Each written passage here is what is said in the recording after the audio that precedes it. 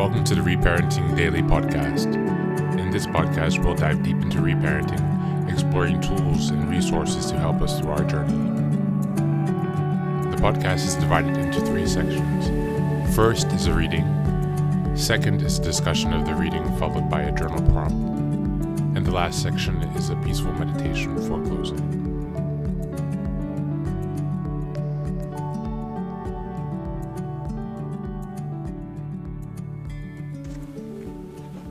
Good morning, good afternoon, and good evening from whenever and wherever you're joining us.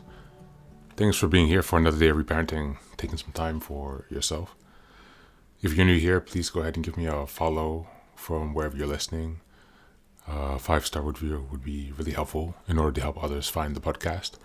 We'd like to keep spreading the word so we can make sure that others can find this resource as well, that those who need it are able to join us on this journey. So thanks again for taking the time to follow and give me a review. Today we're going to be reading from Homecoming by John Bradshaw. This is chapter 3, Original Pain Work. Neurosis is always a substitute for legitimate suffering. Carl G. Jung. Problems cannot be solved with words, but only through experience. Not merely corrective experience, but through a relieving of early fear. Sadness, anger. Alice Miller. I believe that the theory behind original pain works were better understood.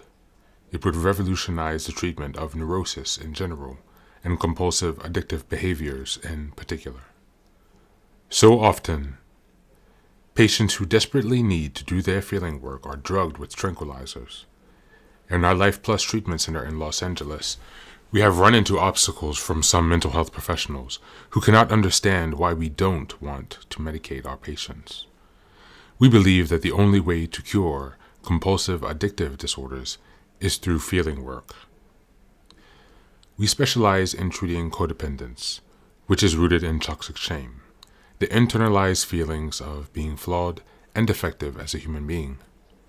In the internalization process, shame, which should be a healthy signal of limits, becomes an overwhelming state of being an identity, if you will. Once toxically shamed, a person loses contact with his authentic self. What follows is a chronic mourning for the lost self. The clinical description of this state of affairs is dysthymia, or low-grade chronic depression. In my book, Bradshaw, On Healing the Shame That Binds You, I showed how toxic shame was the master emotion. It binds all of our feelings in shame, so that whatever we feel, anger, distress, fear, or even joy, we also feel shame. Likewise, with our needs and drives, the parents in dysfunctional families are adult children themselves.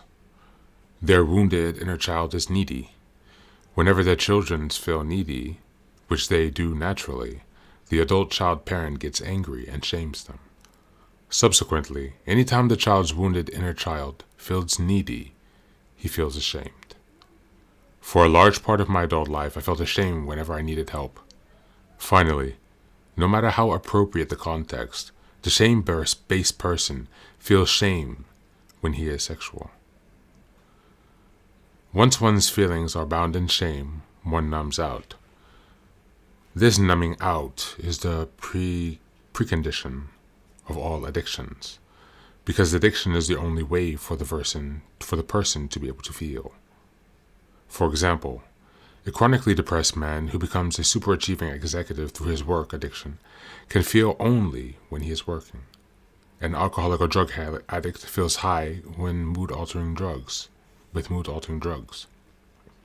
A food addict feels a sense of fullness and well-being when his stomach is full.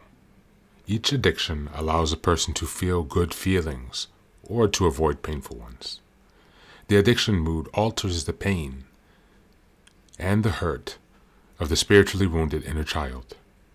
The spiritually wounded, infected by toxic shame, is a rupture of the self with the self. One becomes painfully diminished in one's own eyes. He becomes an object of contempt to himself. When a person believes that he cannot be himself, he is no longer at one with himself.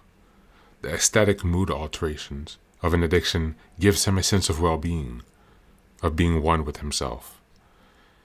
Whenever a shame-based person feels his real feelings, he feels ashamed. So to avoid that pain, he numbs out. Numbing our pain is achieved through various ego defenses we use when reality becomes intolerable. Some of the most common defenses are denial. It's not really happening. Repression. It never really happened. Dissociation. I don't remember what happened. Projection. It's happening to you, not to me. Conversion. I eat or have sex when I feel like it happening. When I feel it happening. And minimizing. It happened, but it's no big deal. Basically, our ego defenses are ways to distract us from pain that we are feeling. Thank you, and that's the reading for today.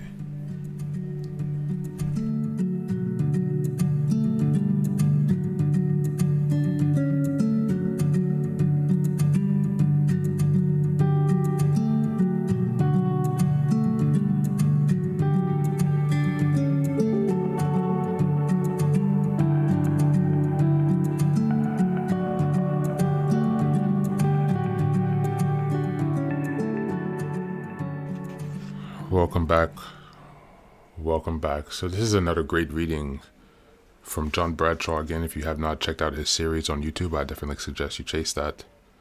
Today we're talking about original pain work, the toxic shame, facing that. It's the core result of growing up in a dysfunctional family, and it impacts every area of your life. Today, let's take some time to reflect on the level of toxic shame that you're aware of in your life. Are you aware of its presence? How does it appear in your life? Do you think that other people notice your shame? In which ways do you project or show, not project, but to display your shame? And also, do you project your shame by bullying or teasing, scapegoating people? By being aggressive, or how do you handle and sit with your toxic shame? Are you able to feel those emotions, or is it still too much for you at this point in your journey? Take some time just to reflect on toxic shame. It's a really heavy one, so please do take care of yourself as you're doing this reflection, because it really is the core of your identity, or it has infected, I should say, the core of your identity. But there is a cure, there's a way to grow beyond that, and with dedication and consistency, there's a way to free yourself from this toxic shame. As always, thanks for being here. Take care of yourself and be well.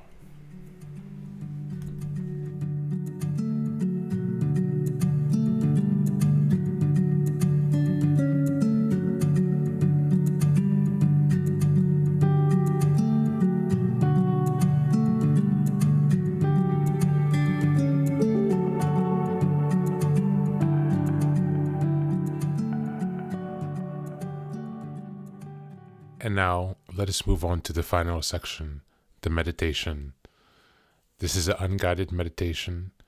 I will simply provide some music and you can take some time to relax.